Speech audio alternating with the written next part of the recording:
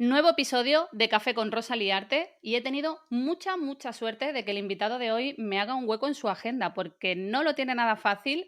Lo pillé por banda en una de las charlas, el encuentro de Ingrid Mosquera y le dije, tú tienes que venirte al podcast, por favor, hazme un hueco y lo he conseguido. Así que bueno, estoy súper contenta de tener hoy por aquí a Nando López. ¿Qué tal, Nando? Muy bien, encantado de estar contigo, Rosa, la verdad.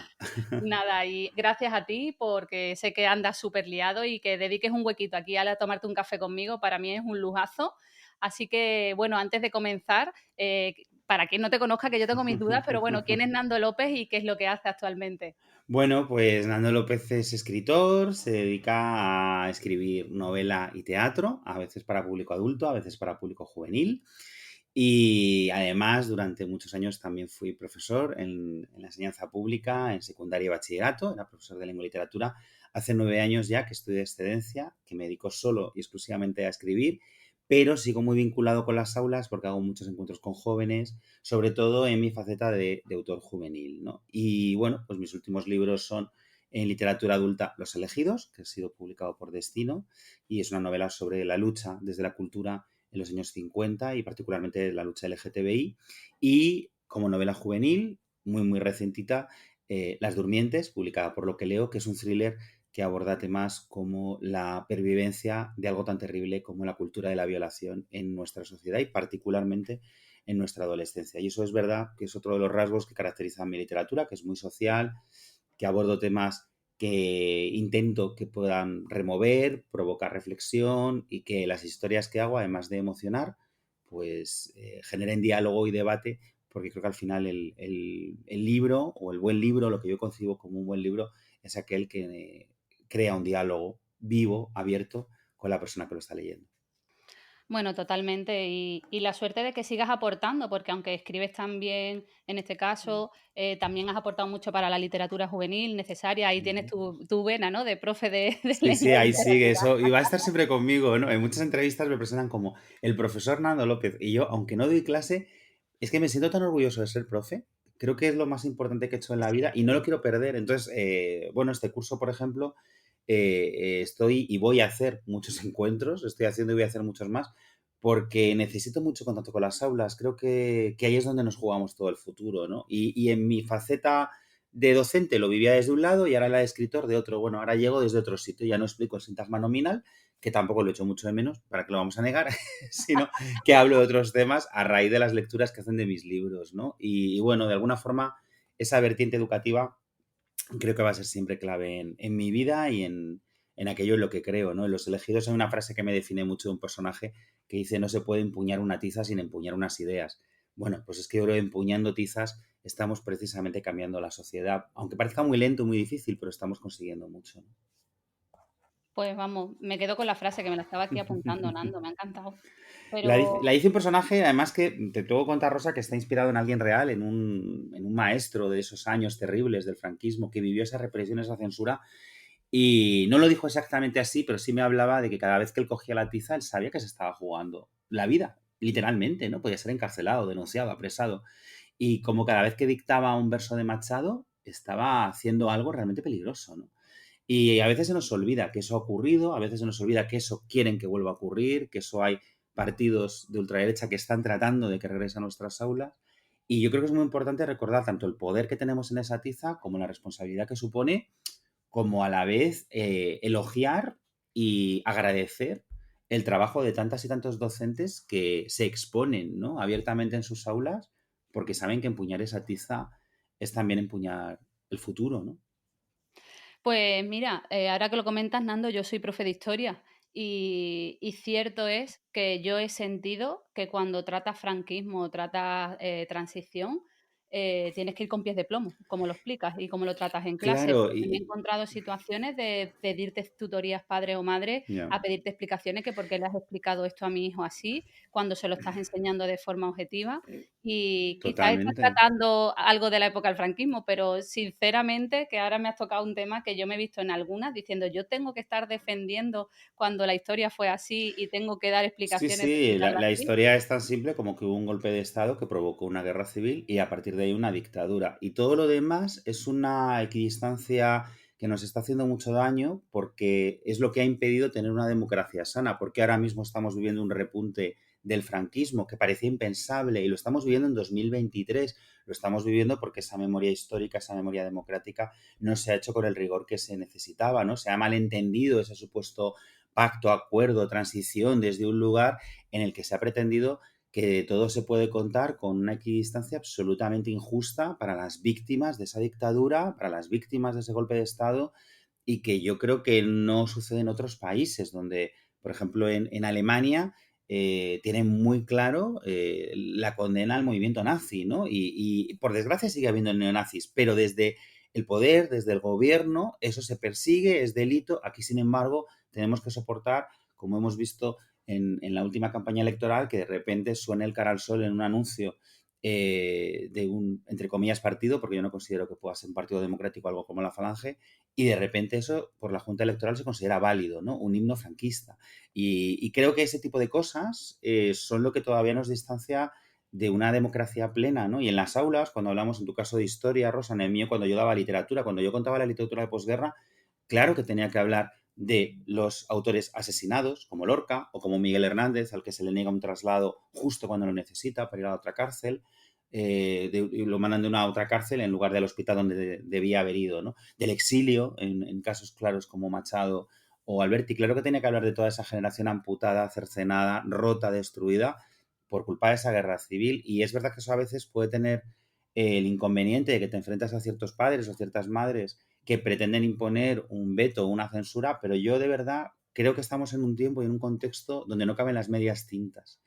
Y yo creo que tenemos que ser coherentes con lo que pensamos, con nuestros principios, con nuestros valores democráticos, y educar también es eso. O sea, también estamos educando cuando no nos quedamos en la ambigüedad, cuando no nos quedamos entre dos aguas por miedo a lo que pueda suceder, ¿no? Yo, mira, una de las cosas que me han pasado escribiendo esta novela en Los Elegidos es que, claro, y he hablado con gente que se lo jugó todo en un contexto aún más difícil que el nuestro. Y a mí eso me ha inspirado mucho, Rosa. Me ha inspirado a pensar, si en su momento lo hicieron, ¿cómo ahora nos vamos a callar? ¿Cómo ahora vamos a tener miedo? No podemos tenerlo, porque entonces al final volvemos a las sombras y vuelve ese discurso de odio a instalarse entre nosotros, ¿no? Y eso a mí es algo que me tiene muy preocupado y creo que quizá por eso también yo necesitaba ahora, desde este libro, reivindicar la importancia de la memoria histórica, porque creo que cuando no lo hacemos, estamos dando alas al fascismo para que renazca de sus cenizas y lo que tenemos es que acabar con él de una maldita vez, ¿no? Que el fascismo desaparezca de nuestras vidas y deje de romper nuestra convivencia, ¿no?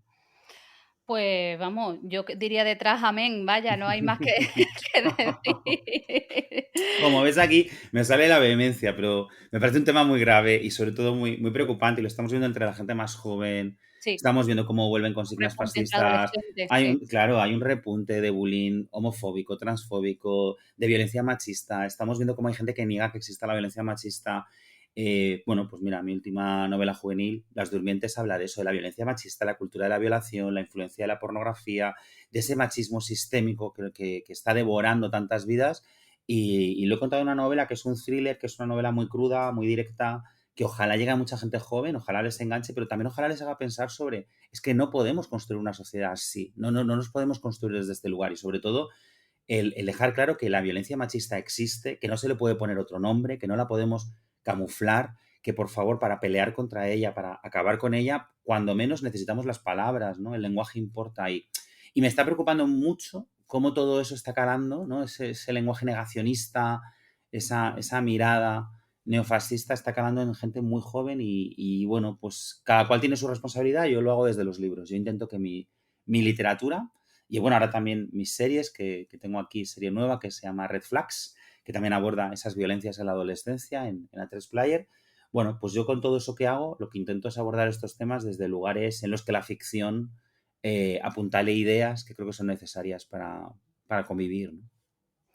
Pues vamos, chapó, no puedo decir otra cosa, Nando, pero que nos desviamos del tema y no te he hecho la pregunta clave. ¿Qué es para ti la educación? Has dicho alguna parte con todo lo que has comentado ahora, pero Sí. bueno, si podemos ahí centrar qué es para Nando la educación. Para mí la educación es ofrecer herramientas para que la infancia y la adolescencia pueda construir su camino, pueda descubrirse, pueda quererse a sí misma, pueda encontrar su lugar, su voz y también es el único modo de crear una sociedad inclusiva, igualitaria y respetuosa, ¿no? Entonces, educar no solo es inculcar conceptos, sino creo que es abrir mentes, es abrir ventanas, es derribar prejuicios y es aprender a convivir. Yo creo que lo más importante que hacemos en las aulas es educar en valores. Y esos valores tienen que ser siempre el respeto a los derechos humanos. Y a partir de ahí solo cabe ya el diálogo, la convivencia y el construir.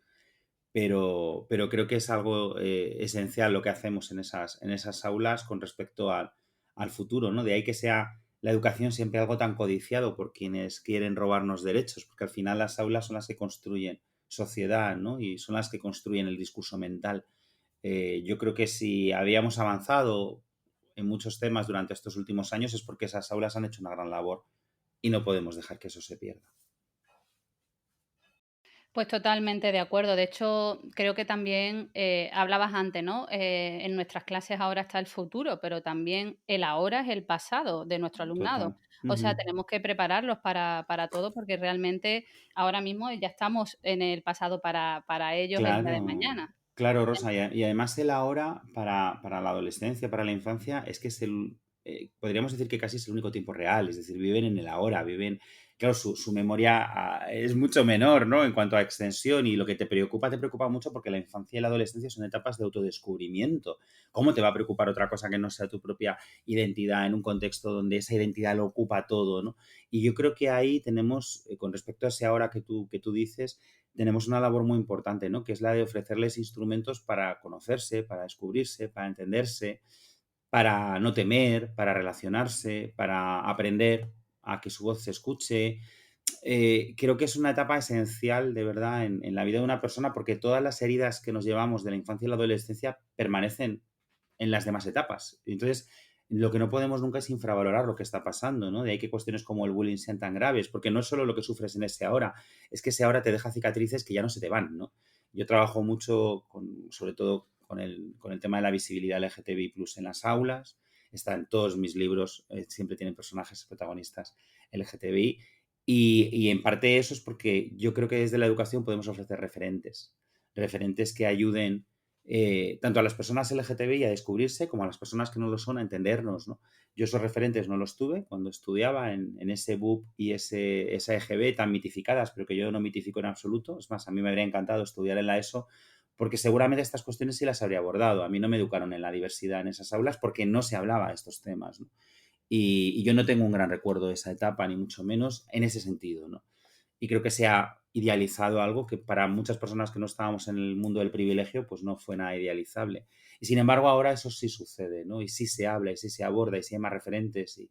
Y creo que en este ahora, como tú bien decías, bueno, pues desde el aula podemos ayudar muchísimo pues a cuestiones tan importantes como la salud mental, por ejemplo, ¿no? A cuidar la salud mental de nuestro alumnado en un contexto complejo donde esa salud mental es uno de los grandes problemas que aquejan a la adolescencia de ahora mismo, ¿no? Importantísimo, de verdad, la salud mental y vamos, lo digo de primera mano, yo personalmente con 17, Ujú, 18 años pasé una depresión gorda, que aquí ujú, donde soy fuerte y demás, también la ujú, la cabeza te puede pasar malas jugadas. A día de hoy, soy fuerte, pero sí, en la adolescencia y cada vez hay más casos, ¿no? Y tú como comentabas, yo sí, a mí me pilló, Nando, el cambio de la EGB a la ESO. Yo soy de la primera generación que pasó de sexto de EGB. ujú, No, perdona, hice séptimo y octavo y ya luego pasé a tercero de eso. ujú, Y de hecho, fui ese cambio. Y lo que tú has comentado del LGTBI, yo también creo que nuestras generaciones son también, tienen la suerte y yo veo también que hay una mentalidad mucho más abierta con nuestro alumnado que en la época en la que nosotros estudiábamos, ¿no? O sea, hay cosas malas, como comentas, de que hay bullying, que hay acoso, que hay tal, pero yo también veo en mi alumnado una mentalidad mucho más abierta que en mi época. O sea, tienen mucha suerte también de que se normaliza mucho más esto y que tenemos un alumnado que se puede hablar con ellos. O sea, yo hay veces que he tenido conversaciones con mis adolescentes que me he quedado flipando diciendo mentalidad que a mí me ha costado años de tenerla y de ir abriéndome, porque lo que tú dices, a mí no me la inculcaron en mi cole en su día, en su momento estas cosas no se trataban tanto, pero no sé si tú habrás escuchado también, Nando, que es muy típico ahora, y yo esto lo he escuchado pues en personas que están un poco en contra de todo esto, que dicen, es que ahora hay más, es que esto no se debe de tratar desde la escuela, es que antes no habían tantas gays y lesbianas, esto también se ha escuchado mucho, ¿verdad? No sé, te hago un poquito de abogada del diablo porque esto es un tema que también me ha salido o he tenido una tutoría con las familias y me han sacado el tema. Es que esto no se tiene que tratar, es que no sé cuánto, es que esto lo inculcáis vosotros y al final los niños se hacen de esta forma. Y yo creo que también hay una gran influencia en el aspecto de, bueno, influencia no, lo que hay es que ahora hay mucha más diversidad, realmente también hay más apertura de mente, las redes sociales, tienes contacto con más gente y eso ha llevado que lo que antes una persona lo tenía callada y estaba en el armario, como se decía antes, ahora es mucho más abierta y no tiene no lo oculta, ¿no? No sé qué opinas tú. Bueno, pues de todo esto que me cuentas, que son muchas cosas. A ver, ¿por dónde empiezo? Lo primero, que sí que es verdad que vamos a ir por orden.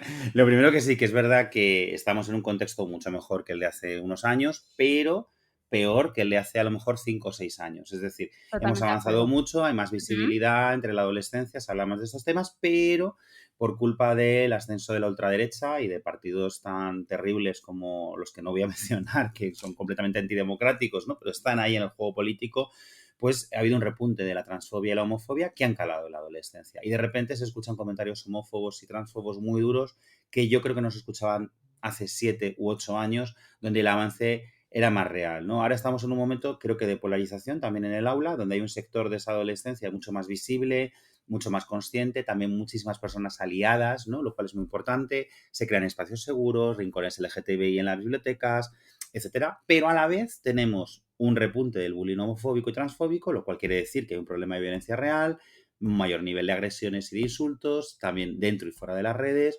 y también tenemos polémicas con padres que censuran o que intentan censurar, que recientemente, el curso pasado, se denunciaba a un docente por recomendar un cómic donde hay una historia de amor entre dos chicas, que es El azul es un color cálido, ¿no? Y esa denuncia se tramitó, ¿no? Por culpa de una asociación también absolutamente fascista que es Abogados Cristianos.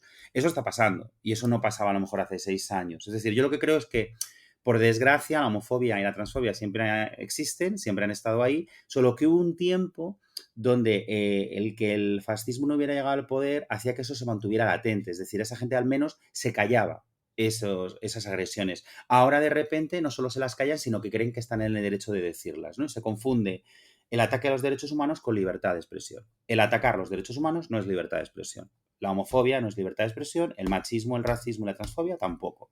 Y eso es algo que tiene que quedar muy claro y con lo que tampoco podemos tener ningún tipo de equidistancia. Ahora, ¿hay más personas LGTBI que antes? Pues no, tú lo decías muy bien. Simplemente ahora, por suerte, el hecho de tener un contexto legal favorable, que ojalá siga siendo así, a pesar de que esas agresiones y ese miedo existen, hace que nos visibilicemos más. Es decir, lo que hay es más personas LGTBI visibles. Aún así, a fecha de hoy, y este dato es importante porque creo que a veces nos pierde el triunfalismo, el porcentaje de adolescentes LGTBI visibles en nuestras aulas no llega al 50%. O sea, es menos de la mitad. Y eso no es por otro motivo que por el miedo a las violencias que puedan recibir dentro o fuera de las aulas. Y no se nos puede olvidar, hasta que el 100% de las personas LGTBI sean visibles, y especialmente las personas adolescentes, no habremos derrotado a la LGTBI-fobia. Y de momento no la hemos derrotado, sigue ahí, ¿no? Lo de, ¿se tiene que hablar en las aulas o no? Porque entonces influimos. Bueno, si la orientación sexual y la identidad de género fuera por influencia, toda la sociedad sería cis-hetero. A mí me han educado en la heterosexualidad, a mí jamás me dieron otro tipo de influencia, ni en las aulas ni fuera. Mi modelo familiar es heteronormativo. Eh, bueno, pues lo mismo, eso es una pequeña indicación que a esta gente de mente obtusa le debería hacer pensar que la orientación y la identidad de género no se eligen. Es decir, yo no elijo soy gay o soy bisexual como si fuera a comprarme un helado de chocolate o de avellana. Pues no, yo soy LGTB y además, ¿por qué hay que hablarlo en cualquier etapa educativa, incluido infantil y primaria? porque el descubrimiento de la propia identidad es muy temprano. La identidad de género se suele descubrir en edades muy, muy tempranas, que rondan los años de infantil y de primaria, y en cuanto a la orientación sexoafectiva, varía. Pero yo, por ejemplo, en mis primeras nociones de soy algo que no sé lo que es porque no lo entiendo y no me lo han contado, rondan los 8 y 9 años. Si a mí me hubieran educado en la diversidad, me habría entendido antes. Y otra cosa importantísima, vivimos en una sociedad, por mucho que algunos seres pretendan negarlo, una sociedad que ya es diversa. Y hay muchas familias homoparentales. 2 mamás, 2 papás. Y eso es algo que forma parte de la infancia actual. Por suerte, están creciendo en la diversidad y sabemos que la infancia es la que tiene menos complejos con respecto al mundo que la rodea. Los complejos y los prejuicios vienen del mundo adulto. Entonces, en infantil y en primaria, por supuesto que necesitamos libros que hablen de familias diversas. Por supuesto que tenemos que hablarles de que 2 mamás se quieren o 2 papás se quieren igual que un papá y una mamá, etcétera, etcétera. O que o tener solo una mamá o tener solo un papá o tener no sé, todos los modelos de familia que se nos ocurran tienen que estar representados, todos los modelos y en todas las etapas. Y a mí algo que sí que me gustaría que pensáramos, sobre todo para las y los docentes que nos estén escuchando, que cuando nos puede el miedo a esas quejas de padres, a esos vetos, cuando nos dejamos vencer por el miedo, estamos soltando la mano a esa infancia y esa adolescencia que nos necesita. Que pensemos si no es más importante que tensemos esa mano, que estrechemos esa mano y que como personas adultas afrontemos como escudo lo que tengamos que afrontar.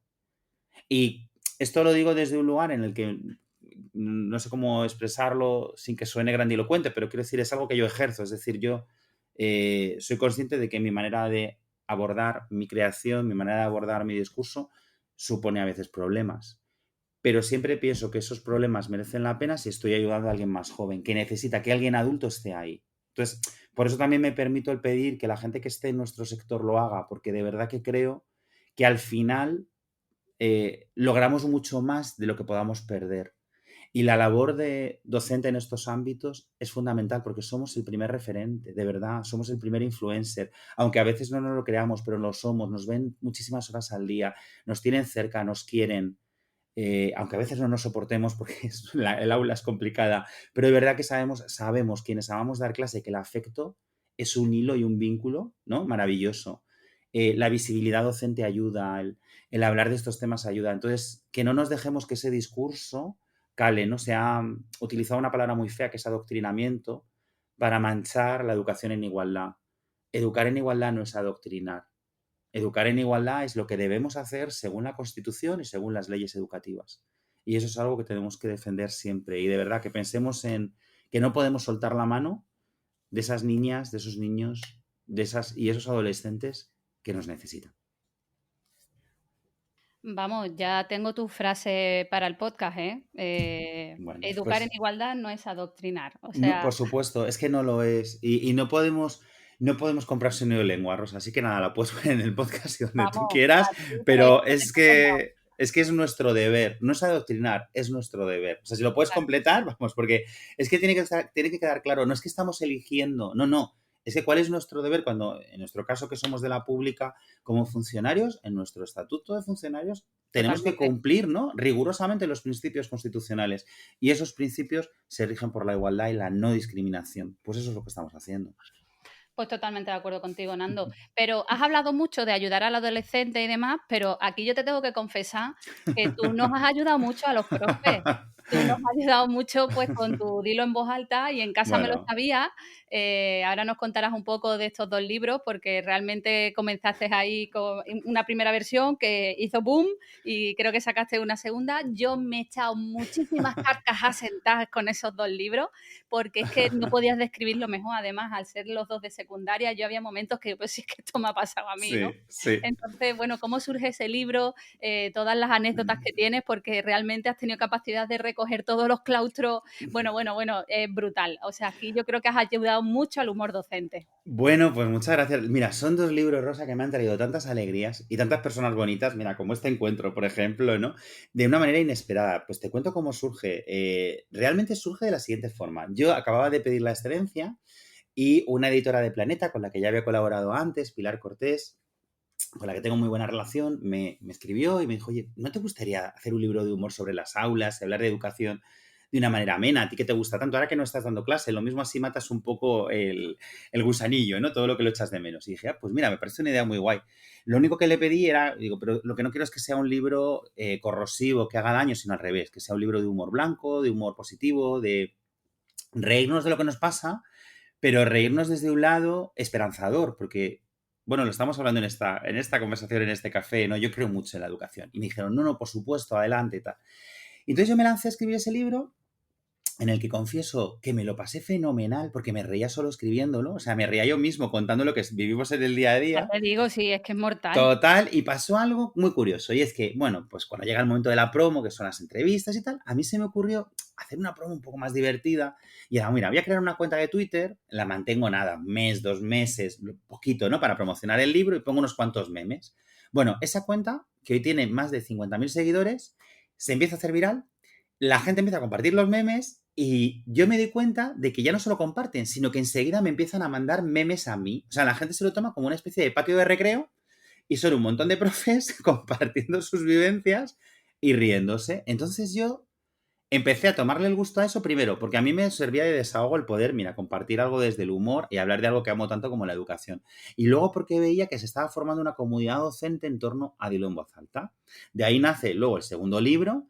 La cuenta nunca la he podido cerrar y hubo un momento, Rosa, que te tengo que decir que fue especialmente bonito, porque yo cuando sale el segundo libro, que también por suerte fue muy bien, que es En casa me lo sabía, mantengo la cuenta, pero hubo un momento que ya por trabajo estoy saturado, mi propia cuenta personal de Twitter, más esta, más...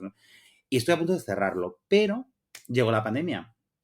Y en la pandemia decidí seguir alimentándolo, porque en ese momento tan extraño pensé, bueno, pues desde mi cuenta, ¿qué puedo aportar? ¿No? Entonces, desde mi cuenta personal, pues aportaba contenido sobre literatura, bueno, cosas que me podían parecer bonitas para, bueno, pues un hilo narrativo que creé, por ejemplo, etcétera. Pero desde la cuenta de humor pensé que tenía que seguir riéndome de ese momento tan duro que recordáis perfectamente de repente vamos a hacer todo telemáticamente, las clases siguen, o sea, el profesorado, el alumnado, ¿no? Todo ese caos, ese sobreesfuerzo que se hizo brutal desde las aulas, y ahí me di cuenta de que esa cuenta era necesaria porque se convirtió en una catarsis para mucha gente que estaba desbordada de trabajo, ¿no? Y bueno, pues ahí fue cuando realmente tomé conciencia de que esa cuenta era algo más que una simple cuenta de humor y se mantiene. Es verdad que a veces la puedo alimentar más, a veces menos, pero me gusta que sea como un punto de encuentro de gente que amamos la educación y que de vez en cuando necesitamos reírnos un poco de las cosas que nos pasan. Y ya hay ciertos momentos como casi, casi que son ya casi tradicionales, ¿no? O sea, cada vez que llega junio siempre es desear feliz momento de recibir otra vez los 3 meses de vacaciones famosos de los que nos van a hablar en mil veces y nadie sabe, ¿no? ¿Dónde están estos 3 meses que todo el mundo menciona, ¿no? Bueno, pues cosas así y reírnos un poco de nuestro día a día que nunca viene mal, ¿no? Así surgieron estos libros. Pues totalmente, la verdad que me encantan los libros. No cierres esa cuenta de Twitter, por favor, porque nos da la vida. Pero Nando, yo tengo aquí 3 frases que me gustaron mucho de En casa me lo sabía. Ajá, guay. Típica frase, como el dilo en voz alta, pero una das ahí un poco de caña con toda la razón del mundo, pero dices algo así como: "Si a final de curso necesitas esperar a ver un examen para poder evaluar a un alumno, es que no has llegado a conocerlo bien". Pues mira, esa frase, ay, me emociona escucharla, ¿sabes por qué? Porque realmente esa frase se la tomé prestada a un compañero primero compañero y después intimísimo amigo, se llamaba Amador, profesor de literatura maravilloso, con el que yo tuve la suerte de compartir los 10 años que di clase, falleció hace, bueno, pues hace 4 años. Y Vaya, lo echo mucho de menos, pero me encanta que surja, ¿no? Porque cuando mencionamos a alguien que no está es como si siguiera a nuestro lado. sí. Y yo recuerdo un día que era mi primer año dando clase, y estaba súper agobiado con todo lo que tenía que corregir. Y él me dijo, pero realmente te va a sorprender todo lo que encuentres, no los conoces, no te has fijado en cómo son. Si te has fijado en cómo son, seguro que puedes saber la nota casi, casi sin corregir, ¿no? Yo lo vi como una exageración y lo que hice fue la prueba, ¿no? Yo siempre corregía sin mirar el nombre, aunque luego al final pues, terminas casi conociendo las letras, pero bueno, intentas como hacerlo lo más objetivo posible. Y cuando terminé de corregir, luego me puse la lista de notas que ya habría puesto ese grupo o que yo creía que iba a sacar. No fallé. Porque es verdad que si les conoces, si te fijas en ellos, sobre todo porque sabes si están mejorando, si no están mejorando, si se han quedado, a veces te pueden sorprender, ¿no? Por supuesto, pero también hay algo que él me insistía que era el ir más allá del examen, ¿no? Porque era, bueno, si tú crees que merece un 9 y en el examen te has sacado un 6, ese desajuste tendrá que ver con algo. pues a lo mejor en el examen no he medido bien la dificultad o no he medido bien el tiempo y es culpa mía como docente, o a lo mejor ha pasado algo en ese alumno o en esa alumna y tengo que investigar. O sea, creo que también nuestras intuiciones en eso, que es un poco también lo que quería decir en esa frase, también son importantes, porque es bueno para saber, ¿no? Cuál es la relación real entre ese examen, el aprendizaje, lo que está haciendo nuestro alumno, lo que no, lo que le está pasando, lo que está viviendo. Bueno, y esa frase sí tiene que ver con eso, con lo importante que es mirarlos como personas y no como números, ¿no? A mí el tema de los números no me gusta, no me gusta en ningún sentido y me costaba muchísimo poner notas. Era de lo que, mira, de las cosas que no echo de menos, poner notas. Bueno, aquí tienes otra frase, mirarlo como personas y no como números, ¿eh? Aquí me va a costar a mí decidirme, Sí, Nando. sí, que para eso insistir siempre en que para mirarlos como personas y no como números tenemos que defender que nos bajen las ratios. No me cansaré de decirlo Hombre, y eso siempre pasa. Seguimos teniendo ratios por encima de las que deberían ser. Y para que sean personas y sean tratadas como personas, tienen que tener un número asumible en cada aula, ¿no? qué bueno. Bueno, vamos con una segunda frase de este libro que también me encantó a mí, ¿vale? A ver tu reflexión sobre ella. Venga, No sé si venga, has vamos acertado. allá. Con la primera parece que has acertado. Totalmente, la primera vez más has tocado ahí el corazoncito porque ha sido alguien a quien quiero mucho. Bueno, pues la otra que tengo aquí marcada es la de no todos los héroes llevan capa, a veces llevan tiza. Bueno, totalmente, ¿no? No todos los héroes llevan capa, que lo hemos convertido casi también en un meme, lo decimos mucho en redes sociales, pero es que yo sí creo que hay un punto de héroe o de heroína en dar clase, ¿no? No debería tener el punto de heroicidad en cuanto a la dificultad, es decir, dar clase no debería ser arriesgarse, no deberíamos jugarnos nuestra integridad física y psicológica en muchas ocasiones. Creo que eso no debería pasar, ¿no? No me refería con heroicidad, cuando hablo de héroes en esa frase, no me refiero a eso, porque creo que no es justo, ¿no? No se nos puede pedir, además de dar clase, que seamos héroes. Lo que quiero decir es que, o sea, el héroe, ¿no? Al final es el que ayuda, ¿no? Esa es la labor de un héroe o una heroína, ¿no? Y creo que lo que hacemos en las aulas es ayudar, ¿no? Es tender puentes, es básicamente ofrecer recursos, es ofrecer escucha, es ofrecer empatía y a cuántas personas podemos ayudar desde las aulas, ¿no? O hemos ayudado desde las aulas. Yo siempre lo cuento, pero en mi caso, para mí la influencia de una maestra llamada Sonsoles en quinto de primaria fue esencial para que yo fuera escritor. Ella me regaló mi primer cuaderno de poemas, ella habló con mis padres de mi pasión por la escritura, mis padres que ya lo sabían y también la alentaban, bueno, pues de alguna manera colaboraron con ella para poder ayudarme a mí en mi camino. Bueno, pues la labor de esa maestra para mí fue heroica, en ese sentido, ¿no? Porque hizo que un chaval tímido, medio perdido, en cuanto a las relaciones sociales, que no se acababa de encontrar en Alcorcón, ahí en una ciudad al sur de Madrid, que nunca había soñado con ser escritor, pues de repente se imaginara que era posible y lo ha sido. Y yo creo que eso sin esa referencia a lo mejor no lo habría intentado, ¿no? Si alguien externo a mi familia, porque mis padres siempre han tenido un apoyo muy íntimo y muy bonito, pero cuando es tu familia a veces piensas, claro, son mis padres, me quieren, ¿no? ¿Qué te van a decir? Pero cuando de repente llega la voz de esa maestra y te dice, no, es que lo haces bien, es que escribes bien, es que deberías presentarte a un concurso, es que deberías intentarlo, bueno, pues para mí eso es heroico, ¿no? Y esos profes que ponen fondo para que desayunen en sus centros escolares chicos y chicas que tienen problemas, por ejemplo, que completan sin decírselo a nadie lo que falta en las excursiones para que ese chico o esa chica que no puede ir pueda ir. ¿Cuántas cosas heroicas se hacen en las aulas y ni siquiera se cuentan? Porque además es una generosidad real, es gente que no presume de ello y no te lo va contando. ¿Cuánta gente se queda en un recreo porque ese alumno o esa alumna que tiene problemas sabe que le puede ayudar? O toma de una manera muy personal algún conflicto de esos chicos y de esas chicas. Es verdad, y como digo en los libros, claro que hay gente que no lo hace, como en todos los trabajos, no somos perfectos, ningún gremio es perfecto y yo soy cero corporativista. Pero a mí me gusta hablar de la gente que sí lo hace, porque creo que no la vemos y está ahí, y está haciéndolo, y está ayudando. Y esa gente que cuando estuvo la pandemia se iba a llevar ordenadores a las casas donde no lo había. Es que tengo compañeros y compañeras que lo hacían y que buscaron todos los modos posibles para que ese alumnado no se les perdiera en ese momento tan difícil, que llamaban a las casas cuando intuían que algo fallaba o que estaba pasando algo para tenerlo controlado, que, bueno, ¿cuántas labores heroicas se hacen en el día a día en el aula? Pues todo eso para mí lo es. Nando, estoy aquí aguantándome porque me has emocionado un montón, ¿eh? O sea que Bueno, pues son vamos con la realidades. Lo emocionante es la gente que lo hace, Rosa. vamos con la tercera. Resulta imposible educar sin albergar continuas dudas sobre nuestra labor. Yo creo que cualquiera que dé clase estará de acuerdo con eso, ¿no? Qué Totalmente, porque cada ¿verdad? año me he cuestionado, o sea, cada año me he Totalmente. cuestionado y, es que es así, vaya. Y no solo cada año, Rosa, yo creo que de clase en clase. O sea, yo recuerdo esa sensación extrañísima y muy difícil de entender para quien no da clase que tienes, por ejemplo, 3 primeros de bachillerato y te planteas algo que crees que va a ser estupendo. En uno funciona fenomenal, en otro funciona regular y en el último es un desastre. Y no sabes, tú piensas, lo he hecho mal en uno, lo he hecho mejor en otro, ¿dónde está el problema? ¿Estoy acertando? ¿No estoy acertando? O sea, estamos llenos de dudas. ¿Cómo lo puedo hacer mejor? ¿Cómo no lo puedo hacer mejor? Porque hay cosas que funcionan, porque hay cosas que no.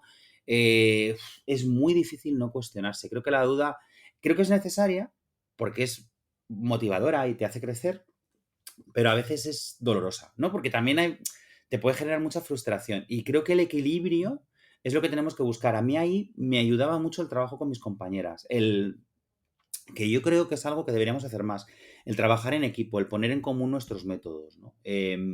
Eso me aliviaba, porque yo creo que la duda sobre lo estoy haciendo bien, ¿no? Ese eterno síndrome del impostor, o les está llegando, o les está interesando. Uf, qué difícil, ¿no? Y lo que tú dices, de año en año, el cómo lo hago el año que viene y el querer mejorar. Yo veo, ahora por ejemplo me llaman de muchos cursos de formación, sobre todo pues de educar en la visibilidad LGTBI, de educar en cuestiones de salud mental, de educar en fomento de la lectura. Y algo que me sorprende para bien es la cantidad de docentes que hay en cada uno de esos cursos, las ganas con las que vienen. Y algo muy interesante, que no vienen de la nada, sino que, es decir, que no vienen sin haber trabajado eso previamente, sino que vienen con actividades y propuestas previas que quieren cotejar, que quieren comparar y que quieren ampliar. O sea, como que vi unas ganas de formarse enormes que ahí ojalá no tuvieran tanta burocracia que a veces se lo frenase, ¿no? Porque creo que, por desgracia, a veces ese papeleo infame que cada vez es mayor y esa burocracia que cada vez es mayor está impidiendo que hagan cosas que son realmente útiles y necesarias para el profesorado y de las que se va a beneficiar el alumnado, ¿no? Como son esas formaciones en cuestiones importantes, ¿no? Pero sí veo como que esa duda nos lleva a un cierto dinamismo positivo, ¿no? Lo malo es a veces que no te duela demasiado y que no te vengas abajo con el síndrome del impostor. Totalmente, porque lo que tú dices, yo también que imparto formación al profesorado, te lo encuentras lleno, gente con ganas, me da mucha rabia a veces eso, ¿no? Es que los profes van y cumplen su horario y listo, ¿no? Y yo digo, mira, yo conozco a muchos docentes comprometidos y yo creo que también de todo lo que estabas comentando, Nando, al trabajar nosotros con adolescentes, ¿verdad? Esta visión todavía se trata más en Mm, secundaria, ¿no? Yo creo que lo que tú has dicho, ese trabajo en equipo también es muy mm. complicado por el día a día en el aula, es que no te da la vida. Yo hay No te da la momentos vida, que sí. he visto a un compi porque he ido al baño. Claro, es que yo creo que ahí tenemos muy pocas horas de coordinación. Llevas toda la razón. Te ves en el baño, te ves en la cafetería intentando tomar un café que no puedes porque no te da tiempo y entonces te vas sin tomar el café y sin hablar con tu compañera. Totalmente. Deberíamos tener más huecos para coordinación, que no los hay. Por eso también lo de las ratios, por eso ampliar las plantillas docentes. Porque no se trata de. Yo no estoy pidiendo huecos para no hacer nada. Estoy pidiendo huecos para coordinarnos, para poder reunirnos los profesores y las profesoras de un mismo nivel, de un mismo grupo, para poder reunirme con mi departamento. Es que hay una hora de reunión departamental donde poco, es que te da tiempo a poco o nada, porque tienes que organizar tantas cosas que al final ese compartir, ese contarnos, ese saber qué está haciendo la otra persona, ese aprender, meternos en otra clase, el colaborar, ¿no? Yo creo que ahí en secundaria deberíamos aprender mucho de primaria. A mí eso en primaria creo que lo hacen mucho mejor. Están muy habituadas, muy habituados a colaborar y creo que ganaríamos si tuviéramos un sistema educativo en el que las diferentes etapas estuvieran más cohesionadas y aprendiéramos más unas de otras. Y creo que hay muchas fronteras entre infantil, primaria, secundaria, bachillerato, universidad, ¿no? Cuando al final estamos en lo mismo, en el ámbito de la docencia. Y creo que podríamos aprender mucho de verdad si nos fijáramos más en cómo trabajan en otras etapas y sobre todo si tuviéramos más horas de coordinación, que es algo en lo que nadie piensa y que como tú muy bien has dicho, pues es que no podemos hacer de camino al baño, o sea, es que tenemos que sentarnos porque es algo importante, ¿no? Tenemos que hablar. Pues sí, la verdad que estoy de acuerdo contigo. Yo, hay momentos que dices: que no me da la vida, no me da la vida", No me y da la vida. No nos da la vida. y Eso y lo dices mientras llevas no sé cuántos exámenes, 27 portafolios, un la proyector, tutoría, o sea, es como que el lo altavoz dices hoy no funciona y tengo el que llamar altavoz exacto, y te llevas el tuyo de casa, en fin, lo dices en ese momento en el que no te dan las manos ni la vida para nada. es una locura, vaya. Pero bueno, Nando, no sé si te queda algo, en el tintero por comentar, porque has tratado el tema del LGTBI, el tema de la censura, con tu último libro, con la memoria histórica. No sé si te queda algo en el tintero que quieras No, bueno, tratar hoy. simplemente que me gustaría como dar las gracias a todo ese profesorado que en estos tiempos tan complejos se implica, ¿no? Y que se compromete con los valores que yo creo que tenemos que defender a toda costa y que crea espacios seguros y que es muy consciente de la importancia de lo que hacemos, ¿no? Y tengo la sensación de que ese profesorado es mayoría. En mi caso tengo la enorme suerte de que hay muchísimos centros que me llaman para hablar de mis libros, para compartirlos. Recibo mensajes muy ilusionantes y muy esperanzadores. Y me quiero quedar con eso, ¿no? Frente a todas las sombras y a toda la oscuridad, me gustaría quedarme con que creo que hay un vuelco en las aulas a favor de la diversidad, de la inclusión, del respeto, y que eso es algo que tenemos que seguir defendiendo y construyendo, ¿no? Y luego, bueno, pues que a quienes nos estén escuchando que no sean del mundo educativo, que reflexionen un poquito sobre la importancia de que todo el mundo nos impliquemos en educación. No podemos educar solo desde el barco del profesorado, tenemos que colaborar desde la cultura, desde los medios de comunicación, desde la política, desde las leyes. Es decir, la educación es algo muy complejo, es algo que requiere la colaboración de toda la tribu, que es otro de los conceptos que además se reivindican los elegidos, ¿no? Donde se crea una tribu, y yo utilizo la palabra tribu que funda el protagonista Santos precisamente como un guiño a esa tribu social, esa tribu educativa que creo que debemos conformar y que no se nos puede olvidar que somos, ¿no? Porque educamos cuando sumamos y cuando nos unimos. Pues esta es otra frase, ¿eh? La colaboración de toda la tribu. Educamos en tribu y Mm, tenemos que seguir mm. en tribu, si no, no queda otra. No queda otra, Rosa. Pues vamos, Nando, yo la verdad que me ha encantado hablar contigo hoy. Sigue así porque has sacado también libros de literatura juvenil muy necesarios y hay que también motivar hacia la lectura, que creo que también es algo, ¿verdad?, que Ujú. se está Sí, perdiendo y creo que estás haciendo ahí una grandísima labor y con estas pequeñas novelas de literatura infantil juvenil en este caso, pues creo que aportas también un montón para estos jóvenes adolescentes, ¿no? yo lo intento, yo lo intento. Para mí es fundamental la literatura juvenil, creo que además es uno de los géneros literarios a reivindicar. Sí, Grandes sí. obras de la literatura universal son literatura juvenil, ¿no? El Guardián del Trecenteno, Peter Pan, Alicia en el País de las Maravillas. Y realmente son universales, ¿no? Lo que pasa es que siempre tenemos la mirada a veces un poco empequeñecedora y se mira lo infantil y lo juvenil con recelo, ¿no? Cuando Andersen posiblemente sea uno de los escritores más brillantes de la literatura universal, ¿no? Sus cuentos infantiles están ahí, están para cualquier edad, ¿no? Bueno, pues yo de alguna manera cuando hago literatura infantil y juvenil me fijo mucho en los referentes que a mí me han emocionado, desde Andersen a Roald Dahl o a Gloria Fuertes, pero yo escribo a mi manera, normalmente, bueno, pues eso, pues temáticas complejas, sociales, crudas y sin un ápice de autocensura y tratando de que sean libros también exigentes en la forma, ¿no? El último que como ya comentaba, se llama Las Durmientes, es exigente en tanto que es un libro que, bueno, pues está escrito con un lenguaje y con un tono muy adulto en el que se mezclan dos tramas, una trama en el pasado y otra en el presente, y que además da pie a hablar de cuestiones que yo creo son tan importantes como esa violencia sexual y machista que está haciendo tanto daño y que está afectando a tantas y tantas chicas, que también son cifras absolutamente demoledoras, ¿no? Y bueno, pues yo ahí como autor juvenil lo que intento es que mis textos sean también, por un lado, de calidad literaria y por otro lado, de cierta envergadura social, ¿no?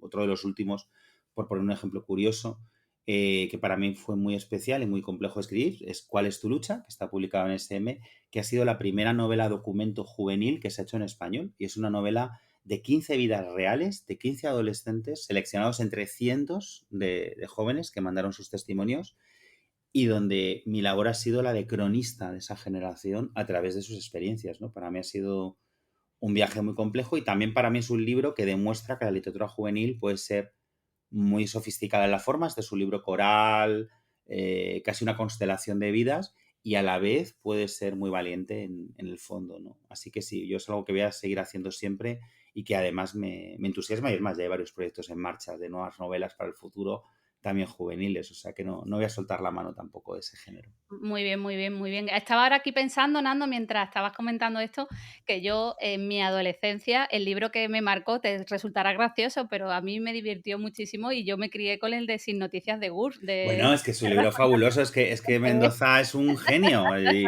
claro, claro, ese libro Lo a tengo fecha por de... aquí, guardado. Bueno, ¿cuántas los hemos leído, ¿no? En Un nuestra clasicazo. adolescencia. Sí, sí, a mí me marcó, fíjate mucho, en primero de BUP, El misterio de la cripta embrujada. Ah, Y también, eso es una también. saga a la que le tengo muchísimo cariño porque Mendoza fue un descubrimiento. Luego ya, claro, llegas a la ciudad de los prodigios y ves que es uno de nuestros mejores autores, pero ese sentido del humor que tiene es único. Es que me acuerdo con Marta Sánchez y todo, o sea, era una cosa, es que lo tengo todavía, me acuerdo, Qué y hace bueno, mil qué años, bueno. que Sí, no, sí, era el sí. camaleón, que era un extraterrestre, todavía me acuerdo, o sea, y te estoy hablando de hace ya muchos, muchos Es que años. es un libro que se queda. Además, es que yo creo que soltábamos auténticas carcajadas con él en su Sí, momento. totalmente.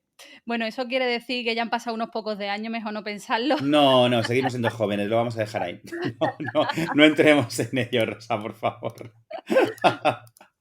Bueno, Nando, pues para ir terminando la entrevista, que con mucha pena se va acabando, porque he estado aquí súper, súper a gusto, me gustaría conocerte un poco más y que nos contaras tu plato favorito y el lugar que te guste viajar o te haga desconectar y que nos recomiendes visitar. Bueno, pues plato favorito, yo soy muy, muy sencillo. A mí es que la tortilla de patatas me vuelve loco y la que hace mi madre ya ni te cuento. O sea, Pero aquí la tortilla de patata salió varias veces. pues es que ¿Con es lo o sin mío. cebolla? ¿Con o sin cebolla? Ay, yo con cebolla, con Ay, la cebolla. cebolla, Dios Ya, yo lo mío. siento, yo soy con cebollista, no lo puedo evitar, que me perdonen los sin cebollistas, pero bueno, también te confieso, me la tomo de todas formas, ¿eh? Y luego tengo otra debilidad por el arroz, como me lo den, ¿eh? El arroz, mi abuela tiene, mi abuela que es de Jaén, tiene una frase que me hace mucha gracia, que ella dice que el arroz le gusta hasta liado en un trapo, ¿no? Bueno, pues yo es un poco igual, el arroz me lo den como me lo den, es otro de mis platos favoritos. Y luego, como lugar en abstracto, quiero decir, sin decir uno concreto, cualquier lugar con mar. Para mí el mar es fundamental porque además yo empiezo todas mis novelas junto al mar. O sea, todos mis libros siempre, siempre, siempre empiezo junto al mar. Aunque no sea verano, ¿no? Pero busco un lugar con mar, me voy unos días y es el punto de partida porque yo suelo empezar haciéndome como un plano de lo que quiero contar y para mí el mar es como el lugar de inspiración máximo, ¿no? Y luego, como lugar concreto que me gusta mucho y al que me voy todos los años al menos una vez, es Londres, porque soy un enamorado de los musicales y entonces me voy a ver todos los musicales que pueda. Ya tengo las entradas para unos cuantos este mes de diciembre.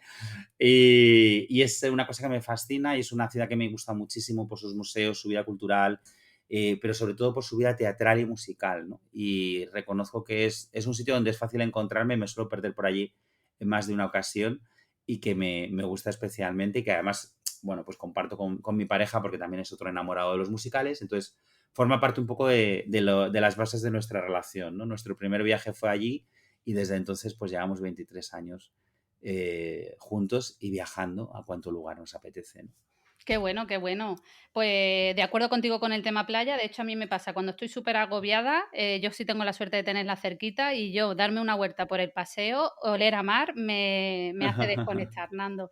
Y el tema musical es pues muy, muy guay, de verdad. Londres también fue de las primeras ciudades que visité de salir al extranjero fuera, en mi caso, Mm, y yo creo que te hace un shock, ¿verdad? De todo sí, cultural, bueno, de todo, ¿no? Y sí, es una ciudad de las que más he ido porque es cierto, es que siempre te sorprende, ¿no? sí, totalmente. Y luego, mira, voy a mencionar una muy pequeñita, pero muy especial en mi vida de los últimos años, que se llama Moquegua, que es un lugar pequeñito en Perú, cerca de Arequipa, donde todos los años se hace unas charlas, unos encuentros al hilo del Hey Festival de Arequipa, ¿no?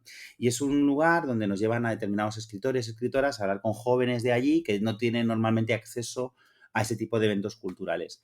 He ido ya 2 años, es un lugar donde he hecho grandísimas amistades, hasta el punto de que hay un grupo de escritoras y escritores que nos llamamos el Moquegua Team, desde que nos conocimos, que les conocí en un momento de mi vida muy especial, muy complicado para mí. Yo estaba atravesando un cáncer, fui allí cuando justo me lo acababan de diagnosticar, yo no sabía qué iba a venir después, pero yo necesitaba ese viaje Y fue una experiencia transformadora, sobre todo por ver cómo a esa gente tan joven, el que fuéramos gente de otros países, de otros lugares, les motivaba y animaba tanto y les impulsaba mucho, ¿no?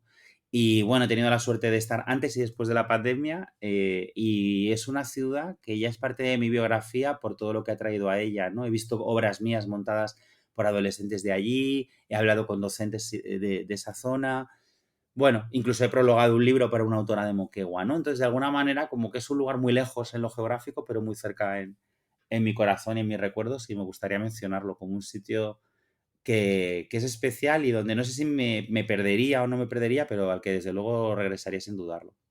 Qué bonito. Bueno, pues me lo he apuntado aquí, ¿eh? Si voy te avisaré, Nando. Perfecto, Bueno, Nando, pues mil gracias nuevamente por tu tiempo, por un estar hoy aquí placer.